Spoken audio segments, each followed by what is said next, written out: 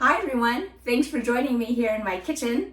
It is hot out, and so as I was thinking about what I want to make for dinner, I wanted to choose something that would not heat up my whole kitchen and would be super easy so I don't work up a sweat. So today I'm going to make some poke. If you're not familiar, poke is a Hawaiian dish made up of bite-sized cubes of high-quality fish, raw fish, so like think sashimi. Traditionally, the fish is coated in a light marinade with the base of soy sauce and sesame oil, but there can be a lot of other flavors. If you go to Hawaii or other poke shops, it'll look like a traditional butcher shop where you have a counter with vertical columns of assorted meats. But when you go to a poke shop, there are a variety of fish in different marinades. Today, I'm going to use a traditional poke recipe flavored with soy sauce and sesame oil. And I'm going to be using salmon, which is my favorite fish for sashimi and poke. Traditionally, it's made with tuna or ahi. Today, in addition to those poke shops where you can just buy poke and it's typically just served with hot rice, there are poke bowl places all over. And typically those are served in a bowl, and then you have assorted poke, which you get to, it's kind of like, think Chipotle, but for poke. And then you pick your protein, so you pick your different fish, you pick your type of sauces, and then mix it all up in a bowl for you, and then they add in lots of different toppings. Well, today I'm gonna show you a traditional poke recipe, and then I'm gonna turn it into a poke bowl by adding lots of other toppings, including fake crab salad. So, come eat with me, Lorianne Lee, as we make poke. This traditional poke recipe uses just a handful of ingredients, but the thing I want to point out to you is you need to make sure you buy high quality sushi grade fish. So I bought this at 99 Ranch, H Mart, and Mitsuwa are other great places to buy sushi grade fish. The recipe that I am sharing with you today is traditionally made with ahi, which is tuna, but my favorite fish is salmon, and I bought salmon yesterday, so that's what I'm going to use. The base recipe you can use with salmon or tuna or whatever fish you want. So we're going to use some basic Japanese staples. We have soy sauce, rice vinegar, sesame oil, a little bit of crushed red pepper, some white sesame seeds. I will be adding in a little bit of red onion, some green onion, and of course, the sushi grade salmon, also known as sake. And that's it for the poke itself. And then when I eat it, I will add other things like cucumber and avocado and maybe tomatoes, whatever I happen to have on hand. But for the actual poke itself, these are the ingredients we're going to use. No special equipment or kitchen toys necessary, so no need to go to the store and buy any fancy equipment. I'm scaling down this recipe. The original recipe I found used 1 pound of fish. I bought half a pound, and so I'm just gonna scale everything by half. So 50% of the original ingredients to use with this half a pound of fresh salmon. I have 1 red onion that I just split in half and peeled away the outer layer. I am actually going to make some pickled onion for a different recipe. So I thought, let's add a little bit of red onion into my poke. So I'm just making thin slices through the onion, but I didn't cut off the root, so you can see that that is still held together, and that makes it easy for me to make these slices. Okay, into a small bowl, I just put 2 tablespoons of soy sauce. Now I need 3/4 of a teaspoon of rice wine vinegar. So there's 1/4 plus a half is 3/4. And I want 1 teaspoon of sesame oil. Remember, I'm making half of a recipe, so these quantities I'm giving you is for half. If you were doing a full recipe with a full pound of fish, you would double the quantities I'm using. And then I'm going to use a 1/4 teaspoon of sesame seeds. And for me, because I'm such a wimp, I'm just gonna do 1, 2, 3 shakes of crushed red pepper. I'm adding in my 2 green onions, 1/4 of that red onion. And now I'm gonna cut up my salmon. All right, when you buy sashimi, you will notice that the salmon is not one nice, neat, uniform rectangle. And so I want to cut this in a way that has close to uniform shapes. So the part that is thin, I am actually going to cut that off. And I will have that strip. And now I have more of a rectangular chunk of fish. Still not exact, but it will be close. I want to cut this into strips.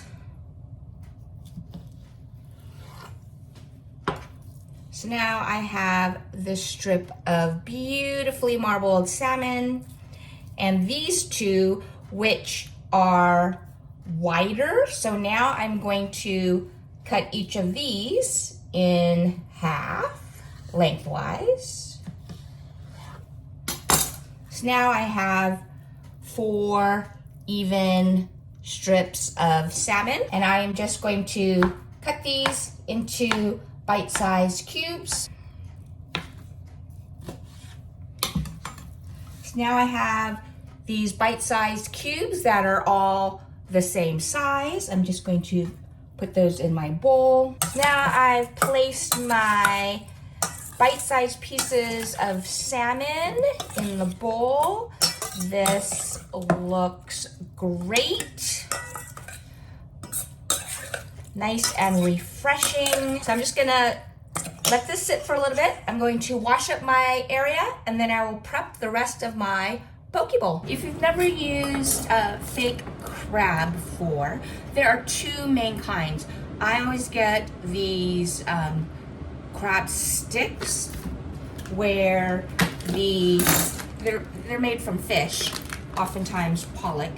This particular one is fish meat. It says Pacific whiting, so it's a variety. It's made from fish. So there are 2 main styles. There's the stick kind that look like this, and they usually come in a rectangular block. And for me, because I'm not cooking for a large group of people, I usually use half of a container per recipe. I'm actually going to use my vacuum sealer to freeze these for the next time that I want to make something with fake crab. I like this style. So one thing to note, each piece is wrapped in a little piece of protective, non-edible wrapping. So you have to take this off.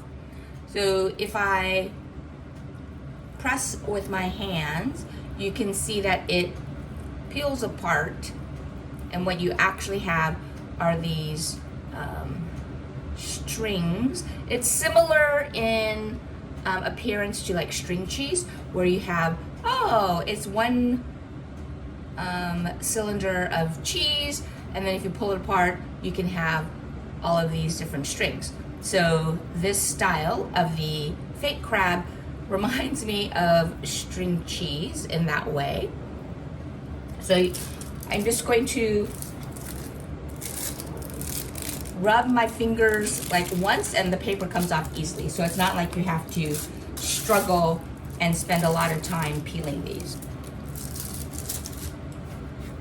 Okay, so I've taken the wrappers off, and all I'm gonna do is take my knife, and I'm going to actually split these up into 2 groups.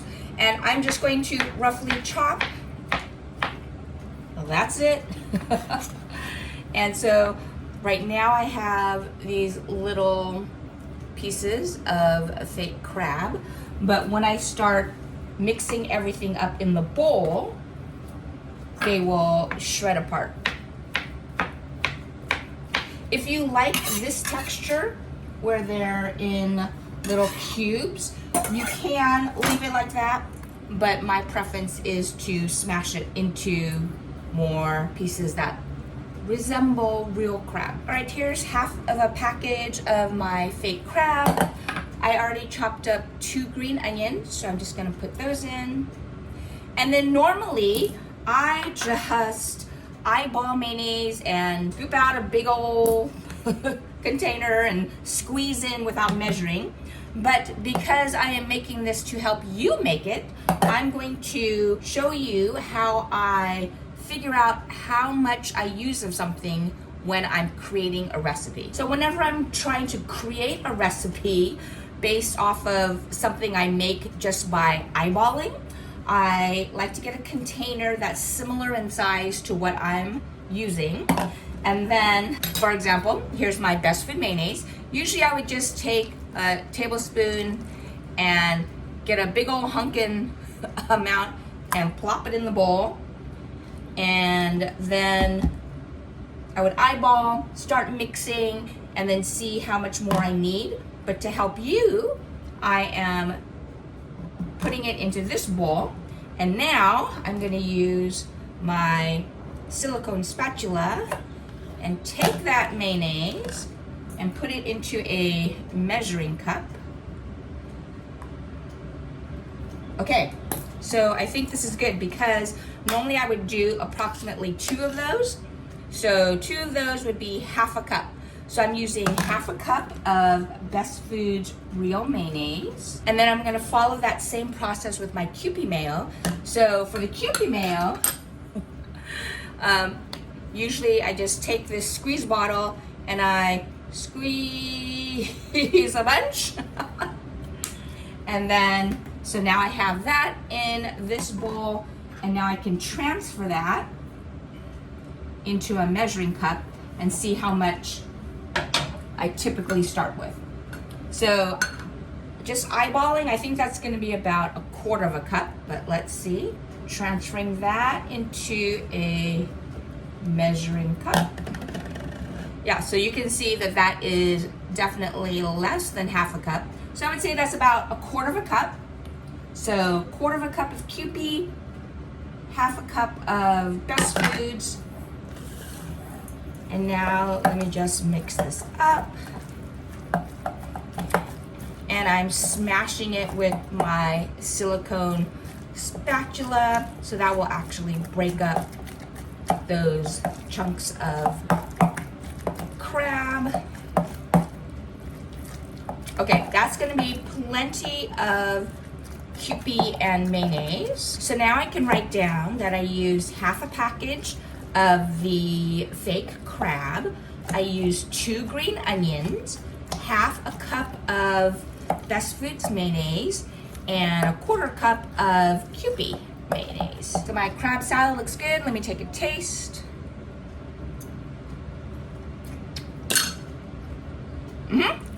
Perfect.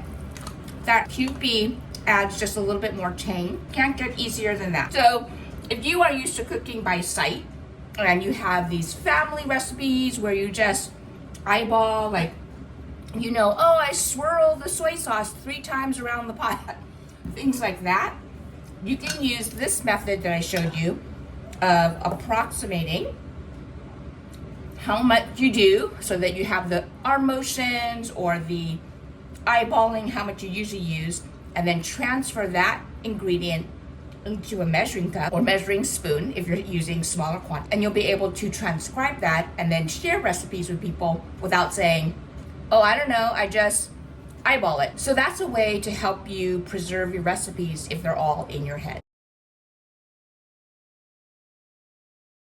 All right, for poke, you can just eat it with some nice hot rice. That would be traditional. You could make a salad out of it with different greens. I'm just putting some right on top of my rice. I cut up some Persian cucumber, so I'm sprinkling that around. I sometimes will put edamame. I have a little bit of tomato, add that, pop of red in. I have avocados. I have my rice, my poke, Persian cucumber, tomato, avocado, sprinkled with Maldon finishing salt. And now I'm just sprinkling on some of my crab salad. I have a container of crab salad that's in my refrigerator now because this is plenty. And I have more poke in the refrigerator. Something to keep in mind, when you buy that sashimi from an Asian market, you want to eat it the same day or the next day. Here is my fabulous poke for dinner. I have rice, sake poke, cucumbers, avocado, tomato, crab salad. This is going to be so delicious and light and not hot. Didn't heat up my kitchen on this hot day. My poke salad, even though there's no actual lettuce. My poke bowl, even though it's on a plate. You can call it whatever you want, but it's poke with assorted toppings. Looks great. Let's try a bite of the poke. Just the poke itself with a little bit of rice. Got a little bit of red onion. I love salmon. That salmon poke, flavored with the soy sauce, sesame oil, rice vinegar, and green onions and red onion. The fish is nice and fatty and delicate. You get the crunch from both of those onions.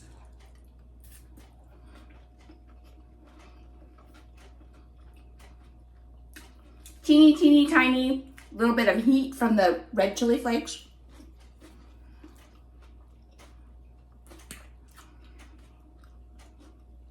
Little crab salad, avocado, and cucumber.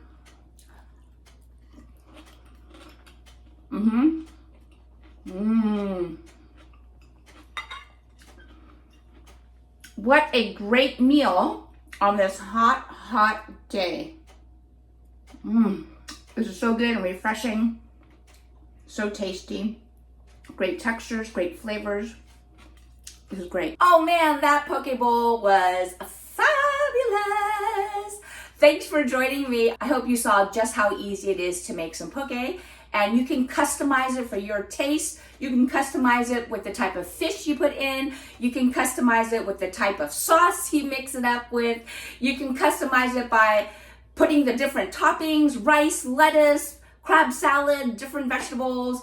I've seen people put mango in their poke, whatever. This is an easy, fabulous, cool and refreshing dish that you can customize to your taste buds. I hope you try making it at home and you can see it's a great way to have a delicious meal without heating up your kitchen. Thanks again for joining me. Don't forget to like and subscribe and check out this other video. I'll see you next time. Come eat with me, Lorianne Lee.